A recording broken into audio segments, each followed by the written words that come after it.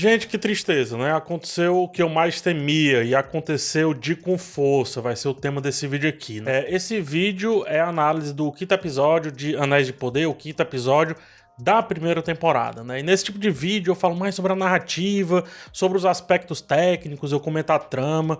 Tem outro vídeo no qual eu falo só sobre os detalhes, ou guiando vocês ali pela Terra-média, digamos assim, né? O link desse outro vídeo está na descrição. Fique ciente que aqui tem spoilers da série. Da série até aqui, tá? Não tem de Universo e os Anéis pra frente. Então é só sobre o que apareceu na série em si. Peço que de cara se inscreva no canal e, se possível, também deixe um like. O like ajuda muito na divulgação, tá? Vamos lá pra análise. Vocês sabem que eu sou super paciente. Às vezes reclamo que eu sou paciente até demais, mas se tem uma coisa que eu não tolero é o fato da narrativa não andar. O ritmo da série ser lento não é um problema, isso aí eu já expliquei várias vezes, a diferença de ritmo e dinâmica, enfim, não vou citar novamente. Até com relação a ritmo, é estabelecido pela leitura dos livros e também pelos filmes da trilogia principal que o ritmo é esse mais cadenciado mesmo, aí tudo bem. Só que aqui falta dinâmica. Esse episódio andou tanto ou menos ainda do que o episódio anterior, mostrando que a série não está conseguindo galgar, não está conseguindo ir para frente. Alguns conflitos já chegam no momento de serem resolvidos. E como eu estava falando, a dinâmica da série precisa ser um pouco mais ágil, um pouco mais inteligente. Tem alguns diálogos aqui que não fazem sentido. Tem diálogos que se contrapõem, né? Que contrapõem aquilo que está em tela. Na resenha sobre o terceiro episódio, eu falei sobre os diversos núcleos se conversando mesmo que de longe. Pô, isso era muito legal, porque existia uma certa unidade mesmo com tudo separado. No quarto episódio, eu também falei algo parecido. E por incrível que pareça, dá pra falar a mesma coisa desse episódio, ou seja, estamos praticamente no mesmo canto. Já temos trama, já temos antagonismo, já temos os problemas macro, já temos diversos conflitos colocados por aí, tá na hora de entregar. E esse roteiro circular, que eu já apontei um pouco no episódio passado, cansa, entedia, faz a história perder o impacto. E sem tantos novos recursos visuais para impactar, aí, cara, a ausência de impacto é mais sentida ainda. Mas vamos por partes, tá? O episódio começa com Nori e o Estranho trocando ideias sobre o idioma comum. Esse é o melhor dos núcleos, apesar de ainda ter seus problemas, mas é disparado o melhor dos núcleos. E esse assunto do idioma, né, é muito caro pro Tolkien, uma vez que ele criou e desenvolveu diversos idiomas para a série. O roteiro apenas tateia essa questão e usa muito bem o jogo de palavras para mostrar como a palavra sobre o mal ressoa mais forte no Estranho e como o meio cria, o meio evolui, o meio modifica aquele ser. Então, mesmo que ele seja naturalmente mal, vamos colocar assim, o meio o estava modificando, né? É isso que meio que vai aparentando aqui nos diálogos iniciais. O Estranho tá perdido e entender o que é o bem e o que é o mal naquele mundo é primordial para ele dar o próximo passo. Ele provou do bem no episódio passado com a ação de ajudar os pequeninos e nesse episódio ele prova um pouquinho do mal, mesmo tentando fazer o bem ao espantar os cachorros. Só que depois ele se dá mal com a Nori. E o fato é que o Estranho é um ser diferente. E essa diferença vai com certeza gerar uma inicial animosidade, um distanciamento, uma certa repulsa, ou pelo menos algo parecido, principalmente quando se mostra mais na sua essência, né? Quando ele se mostra mais de dentro para fora, e não o que ele tá recebendo, e não aquilo que ele tá aprendendo. Se ele é o Sauron ou deixa de ser o Sauron, de verdade, por hora, pouco importa para entender esse núcleo nesse ponto específico que ele tá. Faz mais sentido entendê-lo a partir de um impacto cultural que ele vai sofrendo e como esse impacto cultural vai moldando-o. Mas sobre essa questão do Sauron, alguns seres, né, sobre os quais eu vou especular lá no vídeo em detalhes, alguns seres chegaram ao epicentro da queda do Estranho e a cor preta, que aqui vem representando o avanço dessa maldade, né, domina as mãos desses seres aí, bem como também começa a dominar o Estranho, principalmente quando ele usa a sua mágica. Tem até a questão da floresta ali se retorcendo, né, dá um efeito vértigo ao redor dele e a floresta vai amassando-o. Interessante também, o cair da noite parece que modifica o cara, bem como o fato de que aquele território é um pouco mais espesso no sentido de energia, né, tem uma energia mais densa. Então isso meio que modifica esse personagem. O mundo, e isso eu acho que é a única coisa assim realmente nova do episódio, o mundo, ele tá meio que buscando, ele tá indo de encontro a essa força maléfica, né? Os humanos que deixam a torre lá nas Terras do Sul vão em busca de uma força maléfica. Aqueles seres estranhos que aparecem nesse episódio, que eu tava falando agora há pouco, Parece que também estão em busca de algo mais maléfico. E até mesmo os heróicos, a galera do bem, digamos assim, como a Galadriel, tá em busca do mal. A ideia de que o mal corrompe parece meio que tá sendo invertida aqui. E na verdade as pessoas que estão buscando essa corrupção, mesmo sem perceber o que estão fazendo, né? Então, não é o mal que tá vindo, é as pessoas que estão indo até o mal. Por isso que o mal vai só deixando marcas e vai enganando nesse meio do caminho.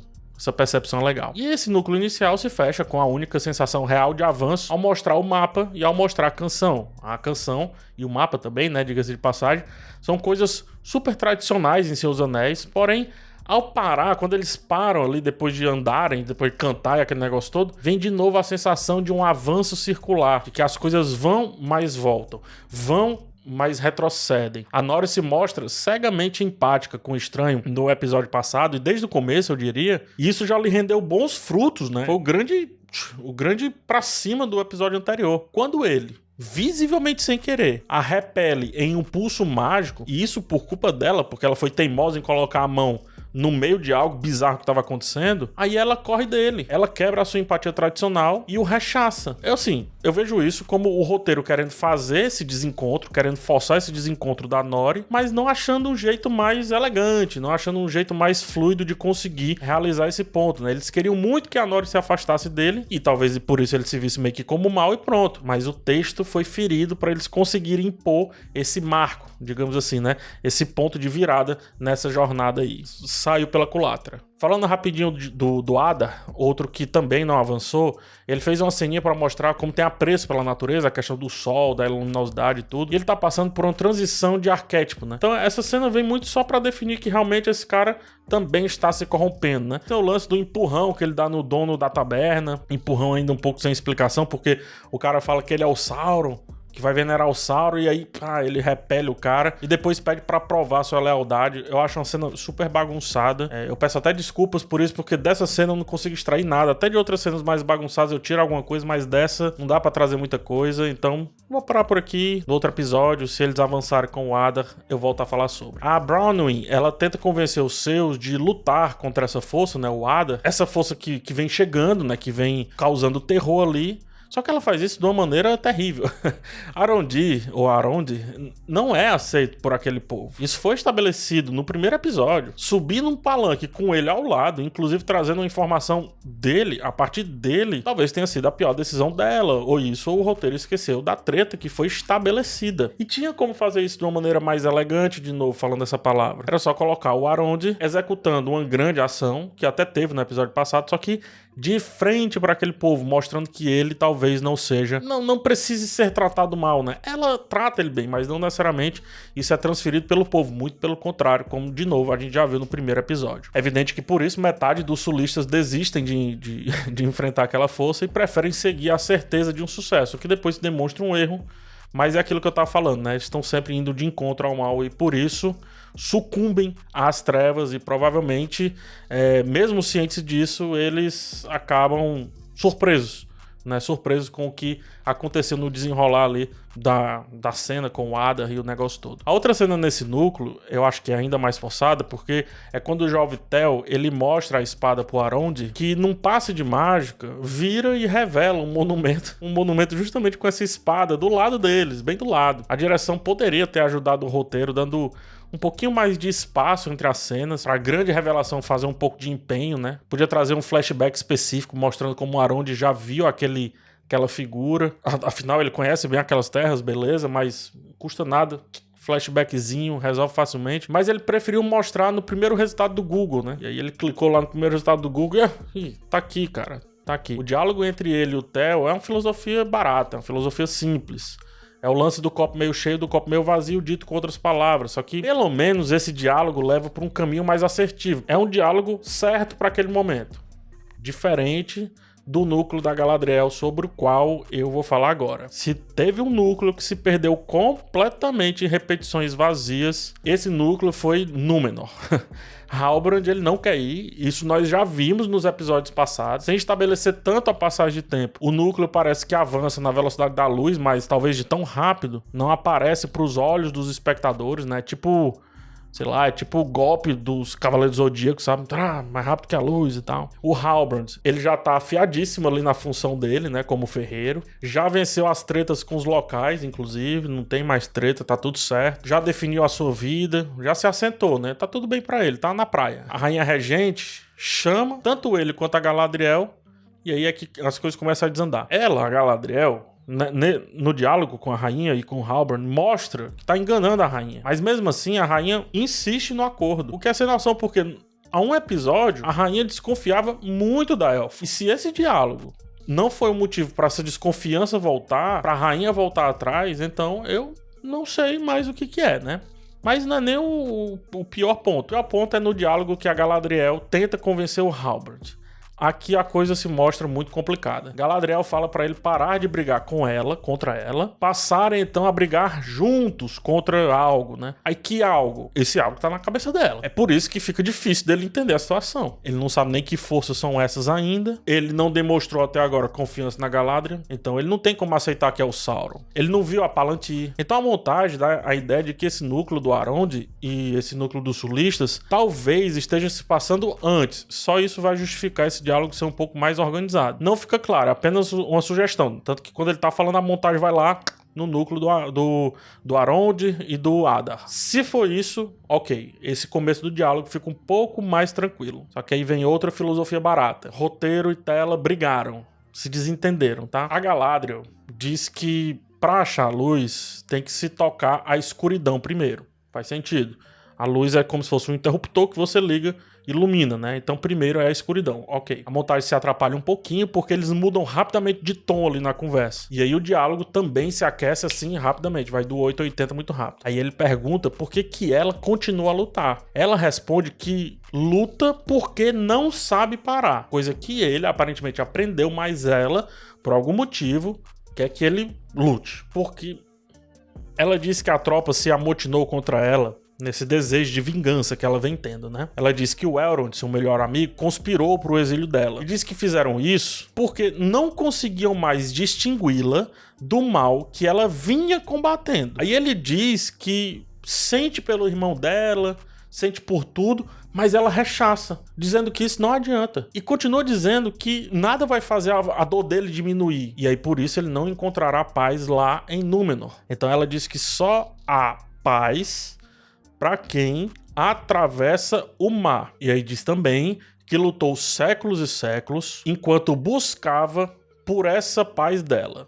E aqui vale dizer, lutando desvairadamente contra o mal nesse além-mar, tá? Ela fala que precisa avançar o mar para encontrar a paz, mas ela depois diz que passou esse tempo todo no além-mar lutando, né? Indo de encontro ao mal, e mesmo assim ela não encontrou a paz. E aí ela conclui dizendo que é assim que ele vai encontrar a sua paz. Como é? Ela diz claramente que ao se aproximar do mal, isso a fez má. E também diz que se viciou nisso. Ela diz que não consegue parar. E através desse ponto, ela tenta convencê-lo que ele deve ir sim nessa jornada, porque aí sim ele vai encontrar a sua paz. E mesmo assim ele se convenceu. Ela praticamente disse que é ruim, mas é bom. Meu Deus do céu, roteirista, que relatório? Eu não entendi. Perceba como a tela tá brigando o tempo todo com o texto. Eles não estão em conluio. Em nenhum momento, tela e texto não estão em conluio nesse ponto. É como se eu dissesse que beber Coca-Cola é ruim, por isso beba Coca-Cola. E você vai e bebe. Então claramente é um roteiro que quer parecer mais inteligente do que é,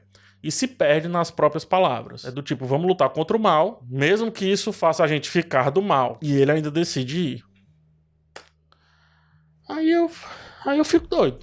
O único núcleo que eu não falei ainda foi o do Elrond e o do Durin, que é outro núcleo também problemático. Aqui fica claro algo que eu já tinha sugerido no episódio passado. Só que da primeira vez que aconteceu fazia sentido, porque era um convencimento inicial, era uma barreira a ser quebrada, né? Eu comentei que anãos são realmente difíceis de aceitar as coisas, são teimosos, constroem uma casca em torno de si, só que depois essa casca é quebrada e as coisas começam a funcionar. Aparentemente, Durin não é assim. Ele é, na verdade, muito fácil de ser convencido. Gil-galad fala pro Elrond sobre os elfos estarem padecendo diante da mágica que se torna fraca, da existência naquela terra, de algo que começa a avançar como se fosse uma praga. E isso é justamente o que a Galadriel tava falando pra esse homem no primeiro episódio, né? E ele disse que ela tá maluco. Não, você tá maluco. Ele fala desse mal E daí chega no assunto Mithril. O Celebrimbor chega pra colocar um pouco mais de lenha, sabe do apreço dele com o pai, do Elrond com o pai, do Elrond para com ele. E aí o Elrond, sem perceber que tá sendo usado, vai fazer uma investida e vai falar com o Durin sobre isso. O pai do Durin falou justamente sobre essa desconfiança dele. Mas quando o Elrond fala que os elfos estão se acabando, o Durin rapidamente aceita de boa a ideia deles explorarem o Mithril. Diz que só vai, né, conversar com seu pai pra ver se tá tudo certo. Mas não era essa toda a torta de climão do episódio anterior? Ora é uma coisa, aí ora é outra. E de todos os núcleos, acho que esse é o que mais gira sem sair do canto desde o segundo episódio. É literalmente uma escavação sem fim. Vai escava e só encontra o mesmo elemento. O meu em detalhes, sem contar um spoiler sequer, já avançou muito mais aí do que esse núcleo. Os elfos, cara, os elfos podem ir pra Valinor. Dane-se a Terra-média. Seguiu Galad, falou no primeiro episódio que não tem mal nenhum e que por isso tá tudo bem e manda a Galadriel se embora, ele também pode ir embora, pô. Se tá avançando aquele treco, ele não quer lutar contra aquele treco, vai embora, pô. Chispa. Os elfos só estão ali por conta de uma treta, né? E se a treta foi resolvida segundo Gil-galad, fim. Então eu acho que eles estão mais tentando se utilizar do Mithril pra alguma coisa, construir talvez anéis de poder, né? Do que de fato o que tá sendo falado. É um núcleo que avança muito pro lado, mas esquece de avançar também pra frente. Pra finalizar, temos Isildur e o político atrapalhado, né? O Isildur quer ir, o político quer que a galera não vá, sensato, eu diria, sensato. Ele explode os barcos, né? E dada a destreza de Isildur em ajudar Kemen, que é esse político aí, ele passa a ser aceito pelo pai, que já havia sido veemente em não aceitá-lo. A gente sabe que o Isildur vai, né? Então gastar a tela com isso, acredito que é só gastar o nosso tempo. Nada mais do que isso. O episódio passado já havia resolvido esse lance com o papo dos voluntários. Então, mas não quero... Não, mas você tá pedindo voluntário, então não tem por que discutir se o Isildur vai ou deixa de ir. Não tem essa discussão. Tá acontecendo alguma coisa que os textos estão, se engalfinhando, né? Então é outra roda que vai girando em falso. A cena do Kemen fugindo do barco e caindo do nada é pra realmente finalizar esse vídeo. Enfim, a grandeza da série, ela continua, mas como o episódio não trouxe nada de novo, nem essa grandeza chega também com algo novo pra impactar os olhos nesse momento, sabe? Eu poderia até sustentar que é um episódio de respiro. De fato é, só que o problema é que o episódio passado já foi de respiro. Então, assim, como eu disse na abertura, é hora de alguns conflitos serem concluídos. Caso contrário, vai acontecer o que eu temia, que é muita coisa ficando pro final e aí os finalmente parecendo cheios. Só que na verdade é fruto de algo mais afoito, né? De muita coisa que ficou para ser finalizada. Mesmo que inebrie os 2 últimos episódios, 3, esse episódio em si, eu tô falando especificamente desse episódio, é difícil de ser ressignificado, mesmo que esses últimos sejam extremamente ágeis. É um episódio repeteco do anterior e nada mais do que isso. Por hora é só... sim, antes de ir, só um ponto, tá? No primeiro comentário aqui do vídeo tem uns links para comprar os livros. Eu listei o box com as ilustrações do Alan Lee, que é lindo, sabe? Lindo, maravilhoso. E também coloquei o pré-lançamento do livro A Queda de Númenor. Muito legal. Então dá uma olhada lá, acho que vale a pena, tá? As publicações da HarperCollins são muito boas. A gente se vê no próximo vídeo. Forte abraço em vocês e tchau.